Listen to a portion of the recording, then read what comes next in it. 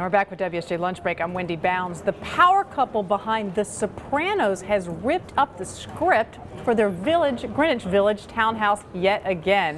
What did they arrive at? We have Nancy Keates from the Wall Street Journal. She reports on real estate, and Christine Markatos Lowe. She is the home's latest designer. They're both joining us. Thanks so much for being here. Let me start with you, Nancy. So what did this couple like, and what did they not like about the original design that's made them renovate it so many times? Well, their names are Robin Green and Mitch, Burgess, and they're the writers for The Sopranos and Blue Bloods.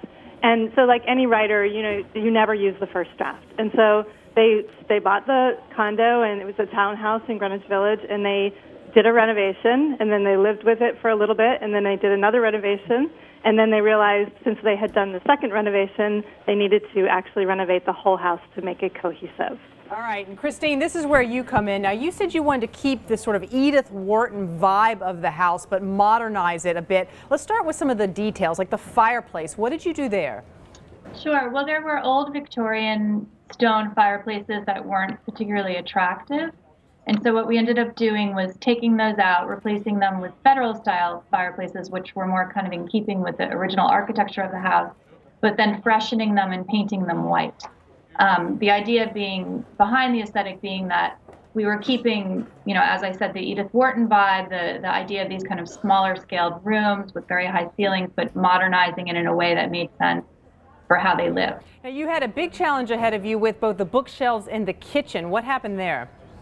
The bookshelves, the living room and dining room, which are the parlor floor of the townhouse and open to each other, were covered in bookshelves. I mean, I think almost every single wall had bookshelves in them. So I ended up removing some of those, closing the walls up, doing internal storage within the walls with the idea that we don't need to look at everything. And, their most important books and their Emmys and other things were displayed on the shelves, but the idea that the rest of it is kind of put away and can be brought out when needed.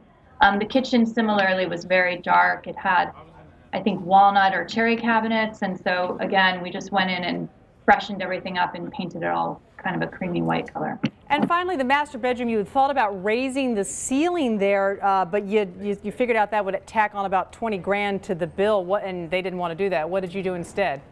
That's right. Well, the master bedroom and their office are actually on the garden level, below the ground level, so the ceilings in those houses, typically, the ceiling height is very, very low. So because we couldn't get into the ceiling, again, the idea was what can we do to sort of brighten and make the room feel bigger than it was? And the solution was doing a very large-scale Cole & Son wallpaper on the walls, which gave the room some movement with a kind of a, sort of a large graphic paisley pattern, and also, again, just brighten the space because there's not a lot of natural light. Now, Nancy, after all of this, they want to move? Is that right?